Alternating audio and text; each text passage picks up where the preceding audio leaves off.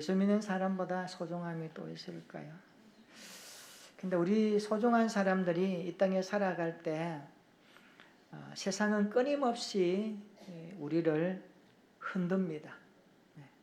환경이 흔들고 어떤 문제가 흔들고 또 사람이 흔들고 정치도 흔들리고 있지 않습니까? 경제도 흔들리고 물가도 오르락내리락 환율도 요동치면서 굉장히 불안합니다. 불안한 뉴스, 예기치 못한 아픔, 이해할 수 없는 일들이 우리를 흔들 때 우리의 반응은 낙심과 불안으로 반응합니다. 살다가 보면 낙심과 불안을 경험할 때가 있지요. 한 번도 없다고 말할 수는 없을 것입니다. 낙심이란 어떤 의미일까? 한자로 보면 떨어질 낙자에 마음 심자를 썼습니다. 마음이 떨어지는 겁니다. 마음이 제 위치에 있지 않고 떨어 나뒹구니까 인생의 중심이 요동치는 겁니다. 우리가 살아갈 때 참 마음이 중요하거든요.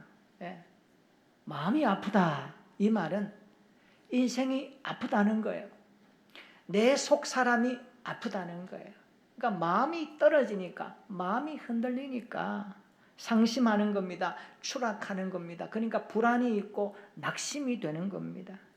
마음이 중심을 잡지 못하고 갈팡질팡 힘들어하니까 인생의 살맛이 씁쓸한 겁니다. 밥을 먹어도 밥맛이 없고 일을 해도 의미가 없고 이런 겁니다. 이게 오늘 우리 시대에 나타나는 공통적인 증상입니다. 여러분, 학생이 시험을 준비하기 위해서 잘 공부했어요. 밤을 새워가면서 열심히 공부하고 했는데 그 다음날 시험지 받아보니까 공부한 것은 하나도 안 나왔네요. 얼마나 낙심이 됩니까? 얼마나 마음이 불안합니까? 이번에 또 성적이 떨어지겠구나. 불안한 마음이 염려로 다가오지요. 올라갈 것 같은 주식을 샀는데 요즘 보니까 시대가 주식 투성이더만요. 주식을 샀는데 자꾸 떨어지네요. 볼 때마다 마음에 낙심이 되고 불안이 찾아옵니다. 이러다가 돈 다 잃는 것 아닌가? 이 사람들의 생각이 그렇거든요. 열심히 수고하여 돈을 모았습니다. 이제 집을 사려고 은행에 대출을 신청했는데 대출 조건이 너무 까다로워요. 이러다가 평생 집 한 채 사겠나 하는 마음의 염려와 불안이 찾아오지 않겠습니까? 자녀들이 자라면서 나이를 먹으면 성인이 지나면 결혼할 나이는 점점 다가오는데 준비는 부족하고 모은 것은 없고 사람이 없을 때 그런 자녀에게 너 결혼 언제 할 거야? 그러면 정말 힘들거든요. 그때는 그런 말 하지 말고 그냥 이렇게 보는 겁니다. 근데 명절 때 모이면 어때요? 이야기하고 그러면 그래서 명절에 잘 안 가요. 젊은이들이 그러면. 부모들이 그거 이해해 줘야 됩니다. 누가 뭐 결혼 못하고 싶어서 안 하나요? 현실이 안 되니까. 진학과 취업의 관문 앞에서 사람들이 흔들리고 낙심하죠. 사업을 준비하던 사람이 열심히 꼼꼼하게 준비해서 이번에는 뭔가 하나 해보려고 또 온라인 프로젝트 하나를 준비했어요. 그래서 이제 시작하려고 실행에 옮기려고 하는데 코로나19가 터져버렸네요. 그때 이런 사람들 많았습니다. 그래서 인생이 엄청 고생한 사람들 많아요. 그때. 벌써 1년이 지났죠. 어성산불로 인해서 얼마나 우리의 마음이 타들어갔습니까? 활활 타는 집을 보면서 평생 살아왔던 집터가 무너지는 것을 보면서 어르신들이요 주저앉아서 낙심하고 불안해하면서 잠을 못 이루었습니다. 성경에도 보면 낙심과 불안에 빠졌던 사람들이 참 많습니다. 모세를 한번 볼까요? 하나님의 부르심을 받았습니다. 떨기나무 불꽃 가운데 찾아오신 하나님을 만났습니다. 모세야, 신발을 벗어라. 너 애굽에 가라. 내가 너를 출애굽의 기수로 쓰겠다. 하나님, 말을 잘 못하는데요. 너 형 아론 있지 않느냐? 내가 보장하마. 순종해서 가지요. 출애굽했죠. 광야로 들어갔습니다. 와, 광야에 오니까 먹을 것 있습니까? 입을 것 있습니까? 낮에는 덥고 밤에는 추워요. 사람들이 말합니다. 먹을 것 주세요. 배고픕니다. 춥습니다. 덥습니다. 이것 해결해 주세요. 저것 해결해 주세요. 심지어 돌을 들어서 모세를 치려고까지 하는 무리들을 바라보면서 모세의 마음이 얼마나 힘들었을까.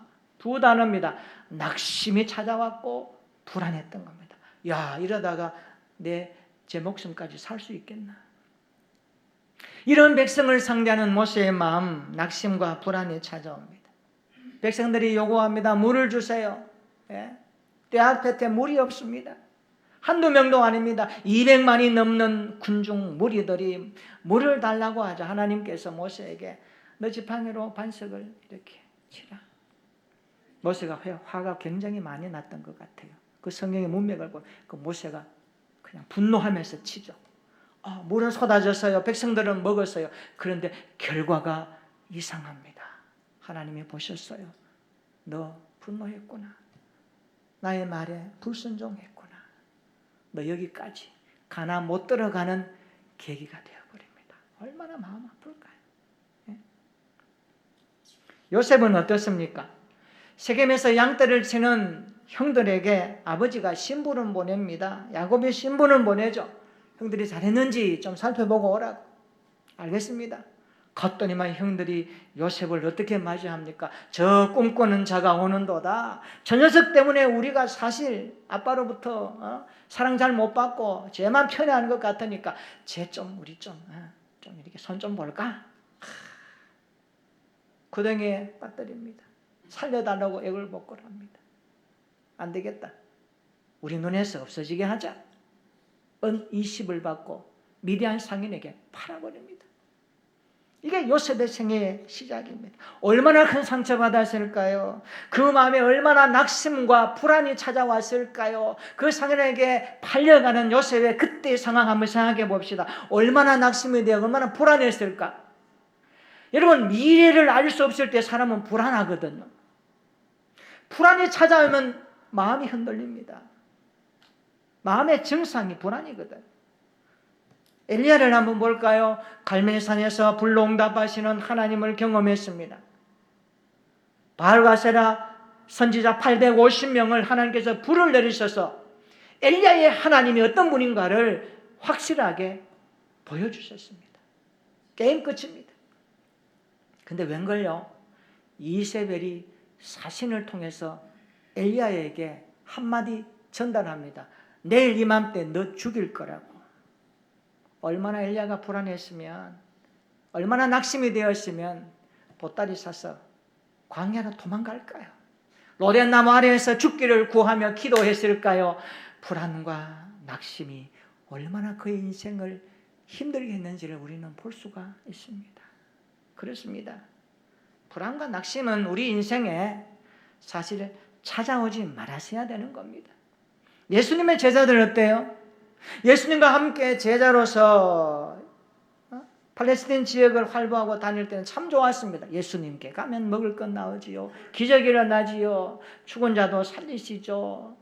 그리고 병든 자 고쳐주시죠. 귀신 들린 자 와서 다 고침받는 이런 일들이 예수님 곁에서 목도했다는 말입니다. 그런데 어느 날 예수님이 십자가 처형을 받게 되었어요. 예수님이 십자가에서 달려 죽으셨습니다.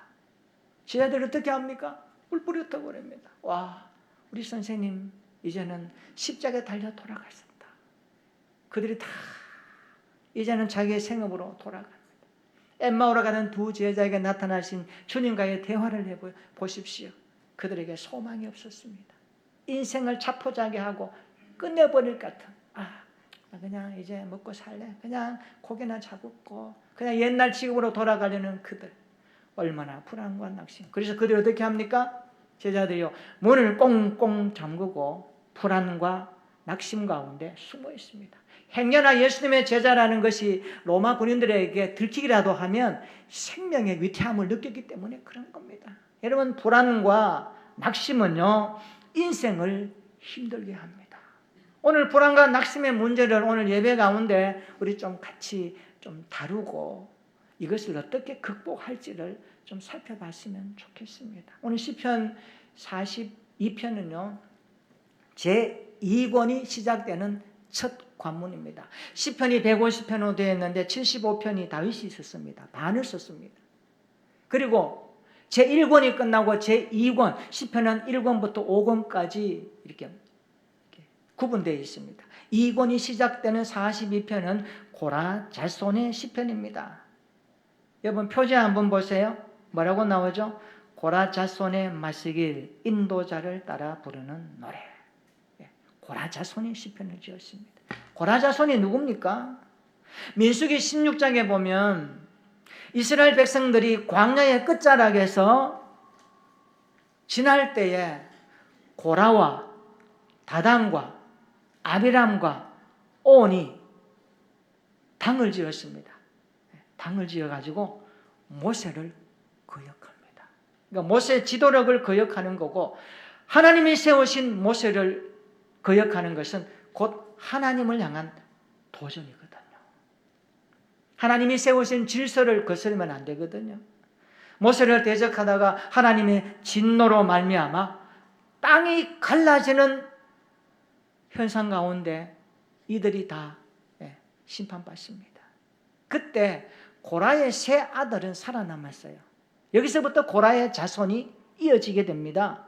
자, 고라 자손은요, 성경에 보면 성전 문지기로 섬겼고 요리사로 섬겼고 노래하는 자로 섬겼습니다. 그래서 고라 자손의 노래가 시편에 많이 등장합니다. 제2권이 시작되는 42편에 보면 고라 자손의 시로서 해서 42편, 3편, 4편 쭉 많이 나옵니다. 고라 자손의 시편을 언급하는 겁니다. 여기 보세요. 표저에 마스길 그랬죠. 고라 자손의 마스길. 마스길이 뭡니까? 밑에 보세요. 갈로 해가지고 교훈 그랬습니다. 그러니까 고라 자손의 교훈을 하나님께서 우리에게 메시지로 쓰시는 겁니다. 자, 시편 42편을 펼치면 우리 앞에 낙심과 불안이라는 단어가 나타난다는 것을 공감하게 됩니다. 낙심과 불안에 직면한 시인의 모습을 보여줍니다. 여러분 42편 5절과 11절에 공통적으로 나오죠. 내 영혼아 내가 어찌하여 낙심하며 어찌하여 내 속에서 불안해하는가. 내 영혼아 내가 어찌하여 낙심하며 어찌하여 내 속에서 불안해하는가. 그리고 43편도 보세요. 그러니까 43편도 표제는 없지만 이 시편의 문맥적으로 보면 고라 자손의 시편인 것을 좀 확인하게 됩니다. 43편 5절에도 보세요. 반복되죠. 내 영혼아 내가 어찌하여 낙심하며 어찌하여 내 속에서 불안해하는가. 지금 시인은요 낙심과 불안에 처해 있는 겁니다.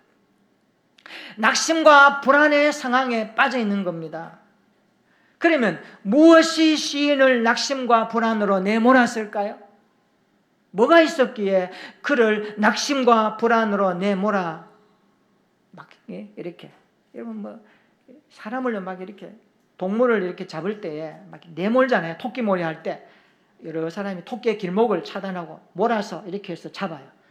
토끼가요 도망가지요. 불이 날 때. 그래도 결국 포위돼서 나중에 잡혀요. 지금 시인이 낙심과 불안에 마치 포위된 듯한 몰림을 당하는 듯한 낙심과 불안이 자기에게 다가오니까 이 반복해서 하는 말을 들어보면요. 내 영혼아 내가 어찌하여 낙심과 불안에 있는가 이 이야기를 하고 있는 겁니다.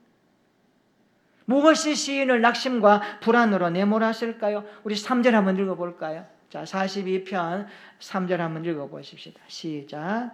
사람들이 종일 내게 하는 말이 내 하나님이 어디 있느냐 하오니 내 눈물이 주야로 내 음식이 되었도다. 아멘. 여기 벌써 3절에 보시면 사람들이 한두 사람이 아니면 사람들 수많은 사람들이 시인을 향하여 말합니다. 너 하나님 어디 있어? 내가 면 하나님 어디 있냐고. 하나님 없잖아. 근데 왜 자꾸 하나님 있다고 말하는 거니? 그런 거짓말 하지 말라고. 내 하나님 어디 있어? 보여줘봐. 하나님 어디 계셔? 그렇게 조롱하면서 그를 향하여 말하는 겁니다. 이 말이 이 시인의 가슴에 상처가 된 것 같아요. 그 다음 보세요. 그 말 때문에 내 눈물이 쥐하로 음식이 되었도다 그럽니다. 여러분, 식음을 전폐한 상태로 눈물이 쥐하로 음식이 되었다라는 것은 심한 낙심과 슬픔이 그 안에 자리 잡았다는 겁니다. 4절 한번 보세요. 내 마음이 상하는도다 이렇게 말합니다. 마음이 상했다. 여러분, 마음이 상하면 어떻게 돼요? 안 되잖아요. 마음이 상하면 안 됩니다. 그래서 마음이 상하는 말을 하면 안 되거든요. 근데 세상은 마음이 상한 말을 많이 내뱉어요.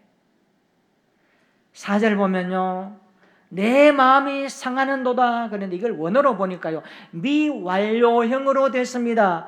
시인의 아픔이 지속되고 있는 상태를 말합니다. 무엇 때문에? 사람들이 내 하나님이 어디 있느냐라고 하는 비난과 조롱의 말을 들으니까 마음이 상해서 잠을 자지 못하는 거예요. 잠을 자지 못하는.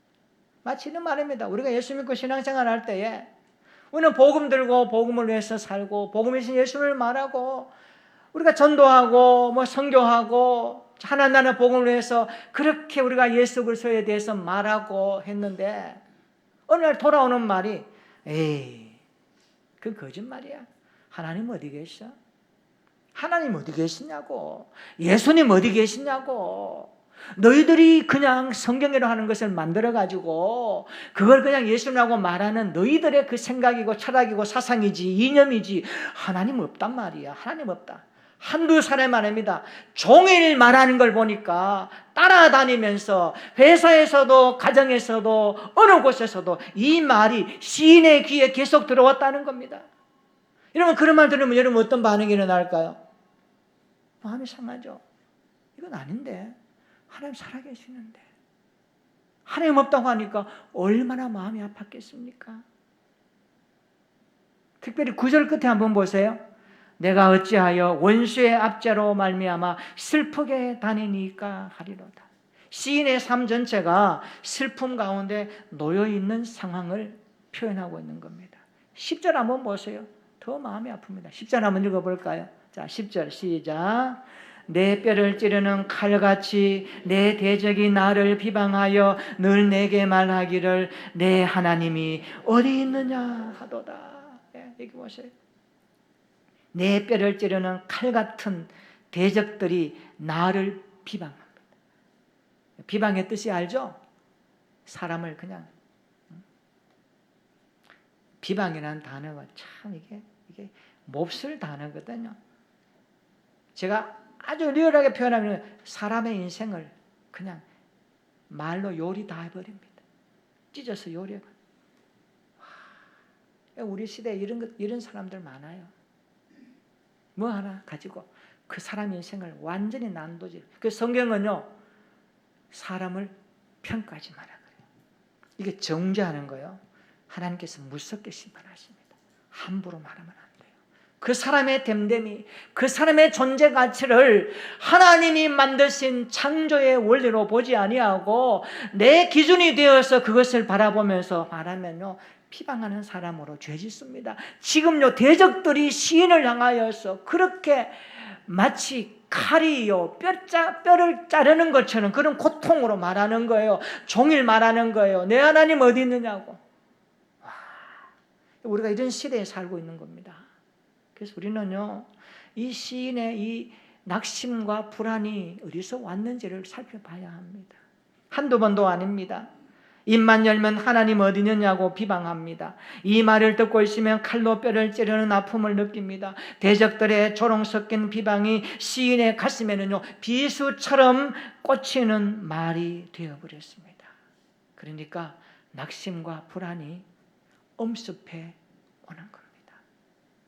낙심과 불안이 엄습해 오면요, 그래서 우리가 낙심과 불안을 잘 요리하고 잘 해결하고 잘 극복할 수 있는 성경적인 원리의 답을 우리가 찾아야 됩니다. 오늘 42편은 그것을 우리에게 하나님께서 말씀하고 있는 겁니다. 우리가 그렇잖아요. 내가 당한 어려운 형편보다 더 견디기 어려운 것이 뭘까요? 남들이 나를 빈정댈 때, 알지도 못하면서 자기 마음대로 내 인생에 대해서 해석해 버릴 때, 내 마음의 의도는 이것이 아닌데 그것을 왜곡해서 알지 못하면서 막 비방하고 다니면서 뒤에서 그 사람을 함부로 난도질할 때 인생이 힘들어요. 요즘 인터넷이나 뭐 유튜브 이런 데 많습니다. 그래서 우리가 그런 것들을 잘 분별해서 봐야 됩니다. 잘 봐야 돼요. 우리 시대가 굉장히 혼란스러워요. 무엇이 진리고 무엇이 거짓이고 무엇이 팩트고 무엇이 허상인지를 구별할 수 있는 눈이요 많이 흐릿해졌습니다. 기준점이 없어요. 막 따라갑니다. 감정을 들쑥이고. 이거 우리가 잘 봐야 됩니다. 그래서 크리스찬들의 신앙이요 정말 중요하거든요. 오늘 시인은요 낙심과 불안이 그 앞에 엄습해옴을 이 42편을 통하여서 적나라하게 우리에게 제시하고 있습니다. 그런데 놀라운 것은요 42편 읽어보면 이 시인이요 낙심과 불안을 극복했다는 사실입니다. 할렐루야. 낙심과 불안에 함몰되어서 인생이 완전히 곤두박질치지 않았고 낙심과 불안 가운데서도 그것을 극복하고 헤쳐나가면서 하나님이 어떤 분인가를 다시 한번 경험했다는 사실입니다. 이걸 우리가 오늘 하나님 앞에서 이 부분을 우리가 한번 찾아야 됩니다. 42편 읽어보면 5절과 10절에서 11절에서 시인이 뭐라고 합니까? 뒤에 보세요. 낙심과 불안 가운데서도 여전히 하나님을 찬송하고 있다는 사실입니다. 따라해 볼까요? 내가 여전히 찬송하리로다. 내 하나님을 여전히 찬송하리로다. 여기 중요한 게 뭡니까? 여전히라는 단어입니다. 여전히. 그냥 볼품없는 단어 같아도요 핵심입니다. 여전히. 낙심과 불안이 왔는데 넘어지지 않네. 여전히 하나님을 찬송하네. 낙심과 불안의 파도 앞에서도 여전히 믿음이 살아있네. 세상 사람들이, 대적들이, 사람들이 비방하며 조롱하면서 내 하나님이 어디냐고 말하는데도 불구하고 여전히 저 속에는 하나님이 살아계심이 나타나 있네. 여전히 하나님을 향하여 노래하고 고백하고 찬송하며 살아가네. 여전히 믿음의 삶이 지속되는 겁니다. 우리 모두 이런 크리스찬들이 되었으면 좋겠습니다. 여전히 내 하나님을 찬송하리로다. 여전히 하나님을 노래하리로다. 이 고백이 고라 자손의 고백만이 아니라 오늘 저와 여러분들의 고백이 될 수 있기를 예수님의 이름으로 축원합니다. 우리도 여전히 하나님을 찬송할 수 있어야 합니다. 낙심과 불안을 극복하여 여전히 하나님을 찬송하는 신앙생활이 되어야 합니다. 우리에게 낙심과 불안을 극복하는 이런 믿음이 있기를 예수님의 이름으로 축원합니다. 그렇다면 낙심과 불안을 극복하려면 어떻게 해야 될까요? 오늘 42편은 우리에게 몇 가지 신앙생활의 행함을, 순종을 요구합니다. 첫 번째로 낙심과 불안을 극복하려면 사슴이 시냇물을 찾듯이 하나님을 찾아야 합니다. 사슴이 시냇물을 찾듯이 하나님을 찾아야 합니다. 1절 한번 읽어볼까요? 자, 우리 1절 말씀 다 같이 시작. 하나님이여 사슴이 시냇물을 찾기에 갈급함같이 내 영혼이 주를 찾기에 갈급하니이다. 아멘. 지금 시인이 어떻게 합니까? 낙심과 불안 앞에서 인생을 한탄하지 않습니다. 내 인생 왜 이래? 하나님이 어디 계시냐고 말하는 그들의 말에 동조하면서 따라가지도 않습니다. 하나님이여 저들이 저렇게 조롱하고 나에게 낙심으로 불안을 유발케 할지라도 나는 하나님을 찾습니다. 사슴이 시냇물을 찾듯이 내 영혼이 하나님을 갈망합니다. 우리도 사슴이 시냇물을 찾듯이 하나님을 찾을 수 있기를 축원합니다. 믿음이란 뭘까요? 하나님을 찾는 겁니다. 하나님이 살아계심을 믿기에 찾는 겁니다. 내 인생의 불안과 염려를, 내 삶에 찾아왔던 낙심과 어려움을 하나님이 찾음으로 시작된다는 사실을 기억하셔야 됩니다. 사슴이 시냇물을 찾기에 갈급함같이 내 영혼이 주를 찾기에 갈급합니다. 왜 시인이 사슴이 그토록 시냇물을 찾는 것과 연결할까요? 당시의 사슴은요, 눈에 띄어지게 보일 수 있는 동물입니다. 왜 사슴은 그토록 시냇물을 찾는 것에 목숨 걸까요? 특별히 여러분 여기 갈급함같이 1절에 한번 보세요. 갈급함같이 이 단어가요, 어떤 뜻이냐 하니까 열망하다는 단어인데, 목이 마를 정도가 아니라, 지금 사슴이요, 목이 마를 정도가 아니라, 이 시인이 목이 마를 정도가 아니라 목이 갈급하여 헐떡거리는 상태가 계속 지속되는 것을 갈급함같이라는 뜻입니다. 본래 사슴은 열이 많은 동물이라고 합니다. 그래서 물을 자주 먹어야 합니다. 물을 장시간 마시지 않으면 사슴은 생명에 문제가 생깁니다. 특별히 사슴의 목은 매우 가느다란합니다. 여러분 사슴 한번 보세요. 목이 굉장히 가느다랍니다. 목이 얇습니다. 그래서 목이 마치 셀로판지 같아서 수분이 마르면 딱 달라붙어 버립니다. 그래서 물을 계속 마시지 않으면 오래 못 가서 죽어버립니다. 그래서 사슴은요, 늘 시냇물을 찾아서 헐떡거리며 온 들판을, 온 산을 다닙니다. 사슴에게 물은 생명 그 자체이기 때문입니다. 그래서 그토록 사슴은 물을 찾아다니는 겁니다. 이것을 가리켜서 루터는 이렇게 말합니다. 갈급함같이 이 말은 울부짖으며라고 해석합니다. 마치 사슴이 울부짖으며 물을 찾듯이 우리 그리스도인들도 불안과 염려가, 낙심이 찾아올 때마다 그 앞에서 주저앉지 말고 사슴이 갈급함으로 물을 찾는 그 마음 가지고, 그 자세와 태도를 가지고 하나님을 갈망하고 하나님을 찾고 하나님께 기도하고 하나님을 구하라는 사실입니다. 여러분, 낙심과 불안이 어떻게 극복될까요? 하나님을 찾을 때 극복되는 것입니다. 하나님을 찾을 때 낙심과 불안을 뛰어넘는 힘이 우리에게 주어지는 것입니다. 갈급한 심령에 임하시는 주님의 은혜가 있다는 사실입니다. 우리의 시선이 하나님을 찾는 신앙이 되기를 축원합니다. 낙심과 불안을 극복할 수 있는 것은요, 다른 데 있지 않습니다. 하나님을 찾음으로 시작되는 것입니다. 사슴이 시냇물을 찾는 갈급한 마음으로, 우리의 영혼이 하나님을 찾는 열정적인 기도와 고백으로 낙심과 불안을 극복할 수 있기를 예수님의 이름으로 축원합니다. 두 번째로, 낙심과 불안을 극복하려면 사람의 말보다 하나님의 말씀을 가까이 해야 합니다. 사람의 말보다 하나님의 말씀을 가까이 해야 합니다. 3절 한번 보세요. 내 하나님이 어디 있느냐? 많은 사람들이 시인을 향하여서 조롱하는 말입니다. 사람들이 종일 시인을 향하여 조롱과 비방을 퍼붓습니다. 시인은 종일 조롱하는 자들로 인하여서 눈물이 쥐하로 음식이 될 정도로 고난 속에 있습니다. 낙심 속에 빠져 있습니다. 10절에 한번 보십시오. 찌르는 그들의 말은요, 칼같이 그의 마음을 도려내고 있습니다.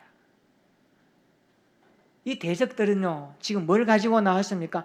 하나님의 부재를 가지고 나왔습니다. 하나님의 부재. 여러분, 인간에게요, 하나님의 부재 현상을 경험하면 그것이 곧 고통이요, 아픔이거든요. 예수 믿는 사람들에게 하나님의 부재가 나타난다? 하나님이 살아계심이 느껴지지 않고 보여지지 않고 경험할 수 없다? 이것은요, 지옥 같은 겁니다. 우리가 기도해야 됩니다. 하나님, 내 인생에, 내 살아가는 삶의 현장에 하나님의 부재 현상이 없도록 매일 매순간 하나님이 살아계심을 내 믿음으로 보고 확인하고 고백하고 선포할 수 있도록, 오늘 사람들의 말을 듣지 아니하고 하나님 살아계심을 약속하신 성경 말씀을 붙들고 내가 거기에서 내 인생의 믿음의 뿌리가 시작된다는 것을 날마다 고백하고 나갈 때에 하나님 살아계심이 어떤 것인지를 하나님 내가 좀 경험하기를 원합니다. 이런 신앙이 있기를 주님의 이름으로 축원합니다. 사람의 말보다 하나님의 말씀을 가까이 해야 합니다.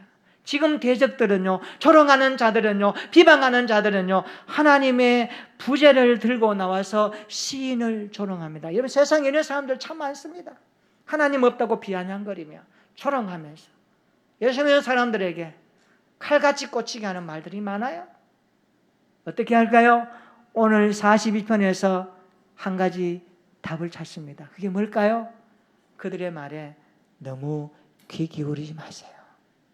그 길을 어디로 향합니까?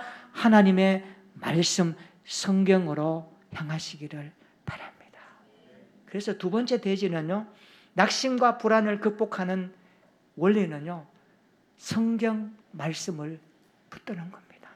하나님의 말씀을 가까이 하는 겁니다. 책을 읽어보신 분들 알겠지만 책을 많이 읽는 사람의 대가들이 하는 불문율이 하나 있습니다.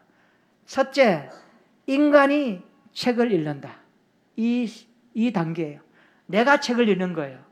근데 두 번째 단계는요, 책이 책을 읽는 겁니다.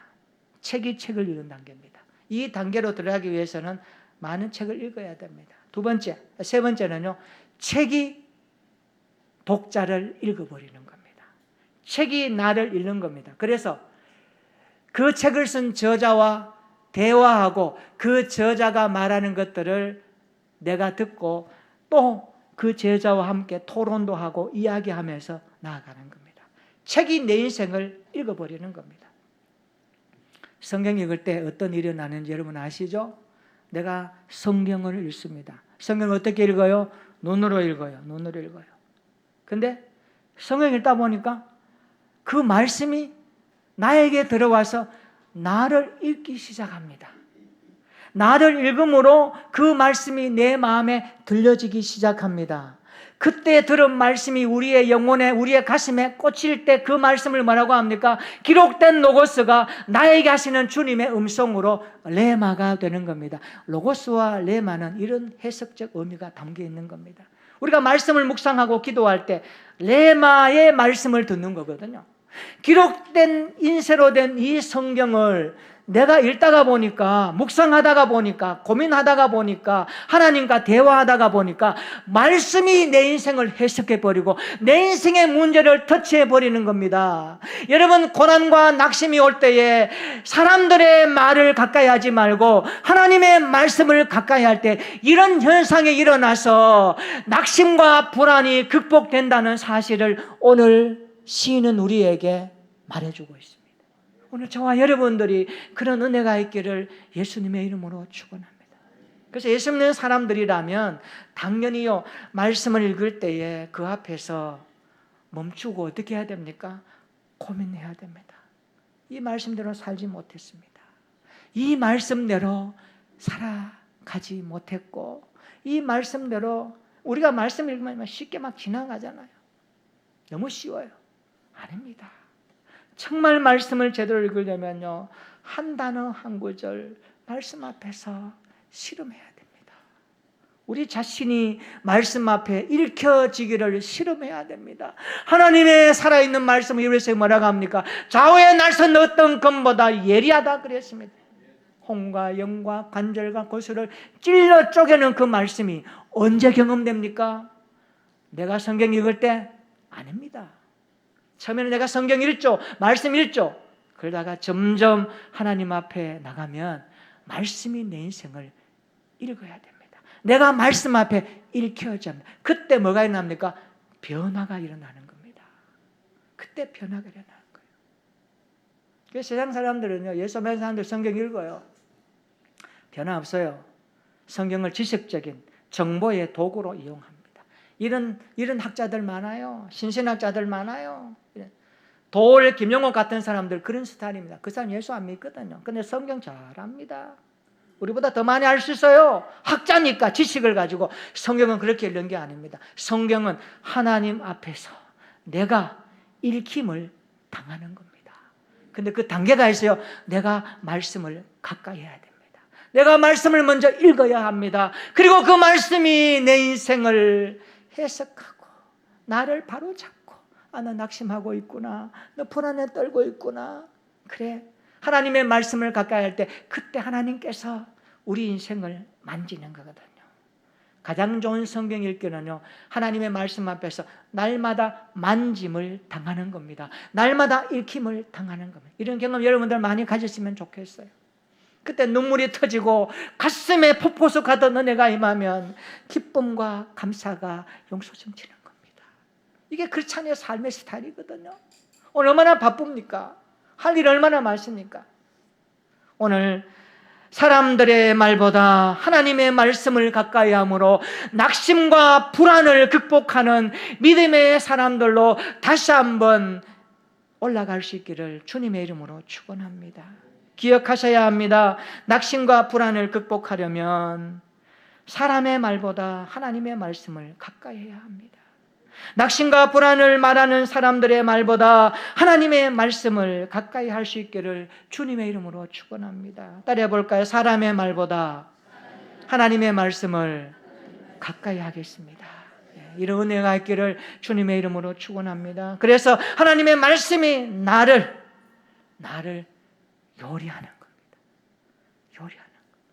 우리는 말씀을 많이 읽고 연구하고 그러면 내 인생이 요리되어지고 아닙니다.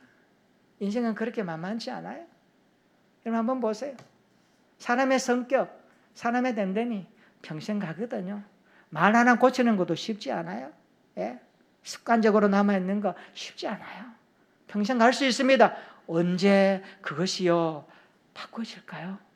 말씀이 우리 인생에 들어오셔서 우리 인생을 만질 때, 우리 인생을 요리할 때, 내가 말씀 앞에 일킴을 당할 때, 일킴을 당하기 위해서는 말씀 앞에 내가 가야죠. 하나님이 그냥 우리에게 막 오셔가지고 막 작업하는 분은 아니거든요. 하나님은 그런 막 비인격적인 분은 아니거든요. 예? 인격적인 하나님이십니다. 대화하고 싶어 하시고 말씀을 주고 싶어 하시고 기도하면 듣고 싶어 하시고 내가 어떤 분인지 우리가 알고 싶게 하시는 분이 하나님이신데 그 은혜와 그 사랑 앞에 우리가 나가야 됩니다. 여러분 낙심과 불안이 찾아왔을 때 내 하나님 없다라고 말하는 그들의 말에 너무 귀를 기울이지 마십시오. 그때 하나님을 찾으라는 하나님의 메시지로 알고 성경을 펼치시고 말씀 앞에 서서 하나님이 내 인생을 어떻게 작업하시고 어떻게 다듬어 가시는지를, 낙심하고 불안해 있는 내 인생을 어떻게 하나님이 터치하시는지를 경험할 수 있는 은혜가 있기를 주님의 이름으로 축원합니다. 이 은혜가 우리의 삶을 붙드는 힘이 되고 능력이 되었으면 좋겠습니다. 이거 붙들어야 합니다. 이거 붙들어야 합니다. 세상 사람 이거 못 붙들어요. 오늘 말씀으로 주시는 이 은혜가 우리를 새롭게 하는 힘이 되시기를 주님의 이름으로 축원합니다. 세 번째, 낙심과 불안을 극복하려면 따라해 볼까요? 하나님께 소망을 두어야 합니다. 하나님께 소망을 두어야 합니다. 우리 5절 한번 읽어볼까요? 5절. 자, 다 같이 시작. 내 영혼아, 내가 어찌하여 낙심하며 어찌하여 내 속에서 불안해하는가? 너는 하나님께 소망을 두라. 그가 나타나 도우심으로 말미암아 내가 여전히 찬송하리로다. 아멘. 따라서 합시다. 내가 여전히 찬송하리로다. 내가 여전히 하나님께 소망을 두리로다. 같은 겁니다. 하나님께 소망을 두니까 찬송할 일이 생기는 거예요. 불안과 염려 앞에서도 소망이 생기는 거예요. 왜요? 하나님이 여전히 나를 도우시니까. 그 뒤에 나는 보세요. 그가 나타나 도우심으로 말미암아. 여러분 기억하세요. 낙심과 불안이 크면 클수록 하나님이 나타나 도우심의 일들이 많다는 것을 믿으시기를 축원합니다. 하나님이 소망이 되시기 때문에 거기에 인생을 걸고 기도하면 하나님이 여전히 나타나 도우시는 하나님이심을 말씀하시는 거예요. 그래, 내 여기 있다. 너 나에게 소망을 둬봐. 대적자들이, 원수들이 밤낮 칼같이 하나님 어딨냐고 말하는 거기에 귀를 기울이지 말고 내가 네 말에 귀를 기울여봐. 그 앞에 서서 기도해봐. 몸부림쳐봐. 성령께서 너 인생을 붙들고 말씀이 너를 붙들고 너의 마음 가운데 역사하며 너를 새롭게 할 거야. 낙심이 찾아올 때 어떻게 이길 수 있는 것을 하나님이 지혜로 주실 거야. 거기에 소망이 있다는 것을 하나님이 말씀하실 거야. 그건 내가 임한다는 사실입니다. 오늘 낙심과 불안을 극복하려면 하나님께 소망을 두어야 합니다. 다윗도 인생의 어려움을 당할 때마다 하나님께 소망을 두었습니다. 주님께 소망을 두었습니다. 시편 39편 7절에 보면 주여 이제 내가 무엇을 바라리요? 따라해 볼까요? 나의 소망은 주께 있나이다. 그래서 이번 한 주간 동안 이 세 번째 대지를 우리의 삶 가운데 우리가 좀 살아내고 이렇게 적용하는 순종함을 위해서 찬송가 488장을 좀 많이 불렀으면 좋겠어요. 그러면 찬송가 488장 우리 1절만 한번 불러볼까요? 예. 이 몸의 소망 무언가 우리 주 예수뿐일세. 우리 488장 우리 가사와 뜻을 생각하면서 1절만 한번 찬송하겠습니다. 488장.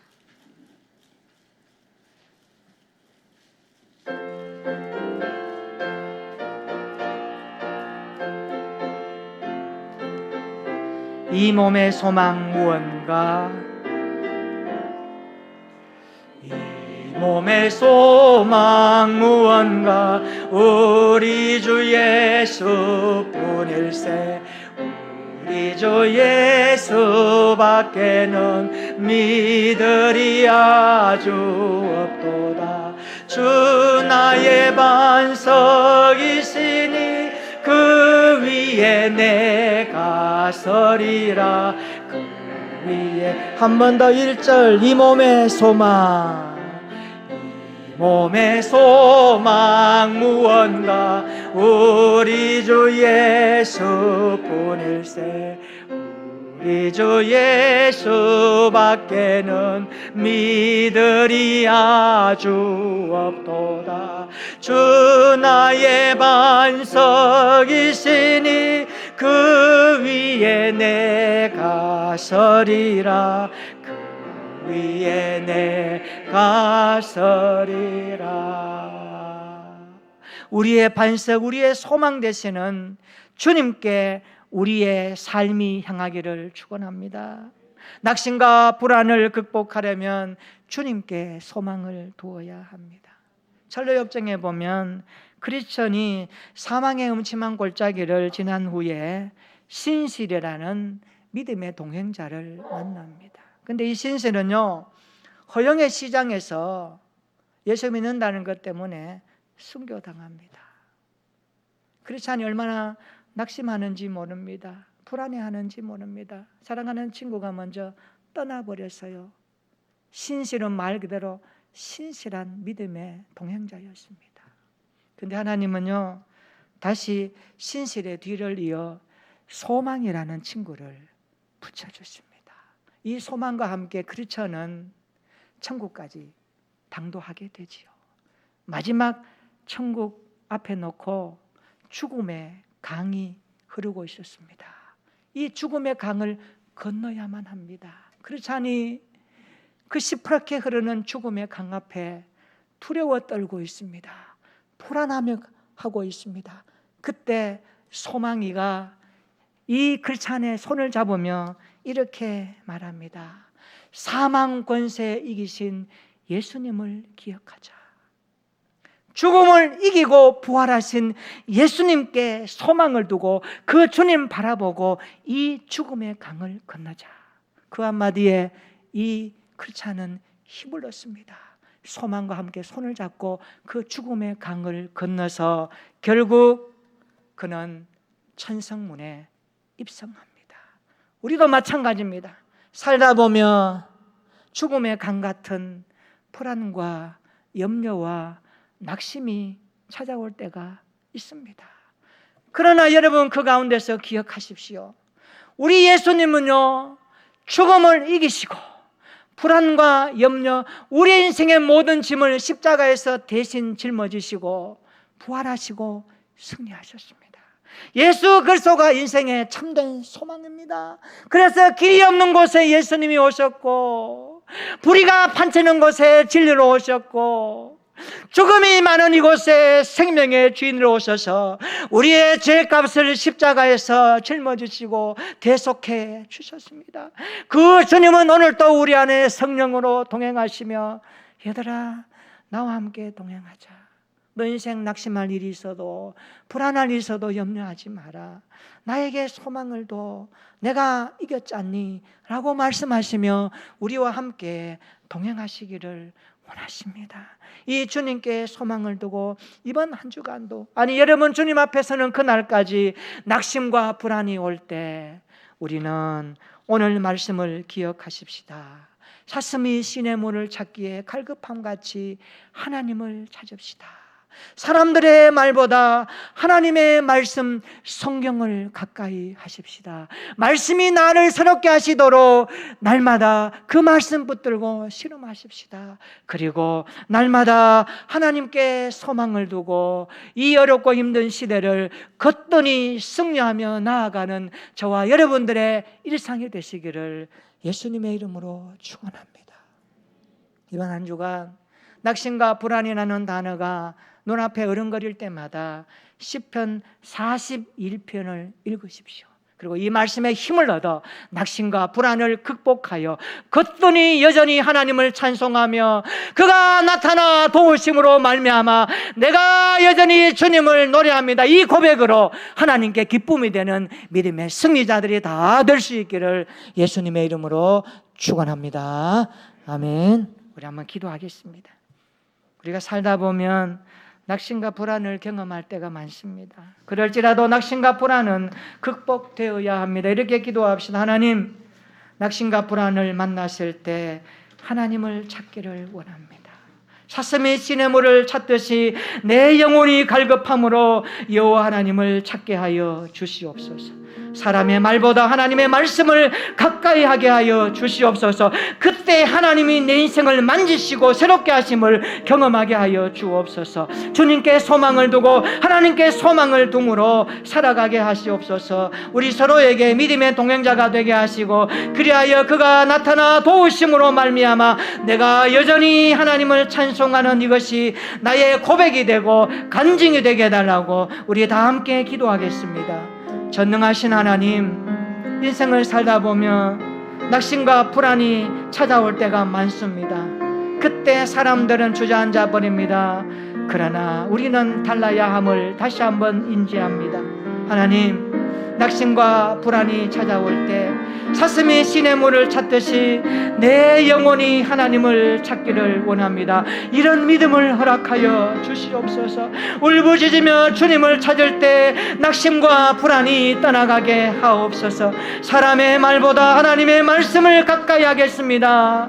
그때 하나님이 나를 만지시고 새롭게 하시고 낙심과 불안을 극복할 수 있는 새 힘이 거기서 오게 하여 주시옵소서. 하나님께 소망을 두겠습니다. 부활의 주님께 소망을 두겠습니다. 서로에게 소망이 되어주는 믿음의 동행자들이 되겠습니다. 그리하여 그가 나타나 도우심으로 말미암아 내가 여전히 찬송하리로다. 이것이 나의 신앙이 되고 고백이 되고 간증이 되게 하여 주옵소서. 이번 한 주간 살아갈 때에 세상 가운데서도 삶의 자리에서도 기죽지 말게 하시고 주의 말씀 붙들고 거뜬히 승리하며 여전히 그가 나타나 도우심으로 말미암아 내가 그 하나님을 찬송합니다. 내가 그 하나님을 노래합니다. 고백하는 믿음의 삶으로 살아갈 수 있도록 인도하여 주시옵소서. 예수님의 이름으로 기도하옵나이다. 아멘. 우리 다 함께 일어나셔서 찬송가 325장을 찬송하십니다.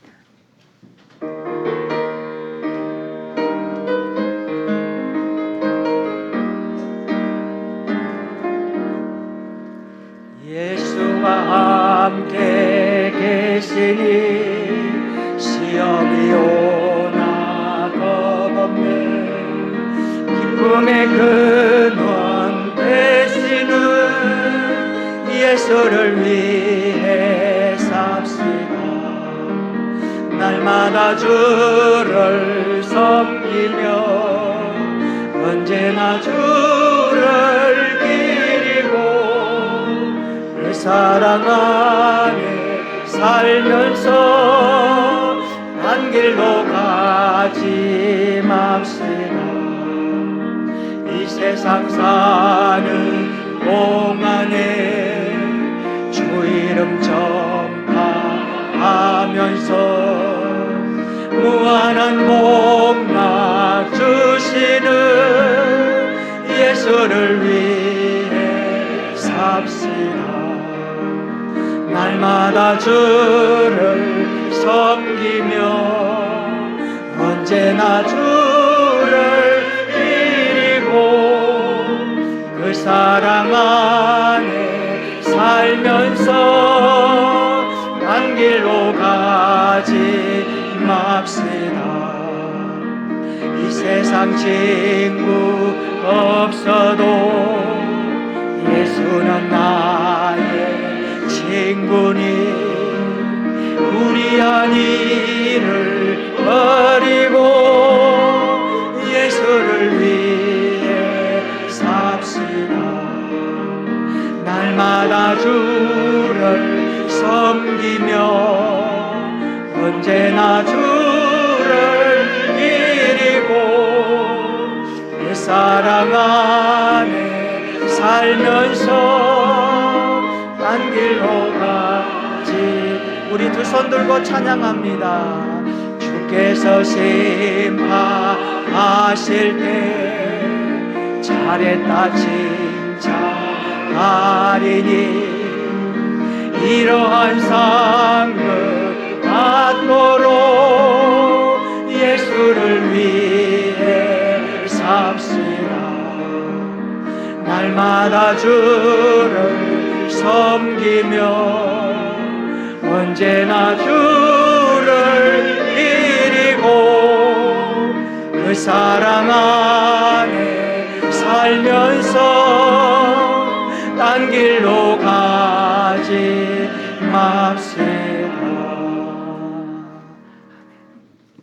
이제는 우리 구주 예수님의 구속의 은혜와 하나님 아버지의 무한하신 사랑과 성령님의 가마인도 교통 충만 역사 동행하심이 낙심과 불안을 극복하기 위해 사슴이 시내 문을 찾듯이 내 영혼이 하나님을 갈급함으로 찾고 사람의 말보다 하나님의 말씀을 가까이 함으로 그 말씀 앞에서 내 인생이 새롭게 빚어짐을 경험하고 하나님께 소망을 두므로 부활의 주님께 소망을 두므로 날마다 낙심과 불안을 극복하여 그가 나타나 도우심으로 말미암아 내가 여전히 찬송하리로다. 이것이 나의 고백이 되어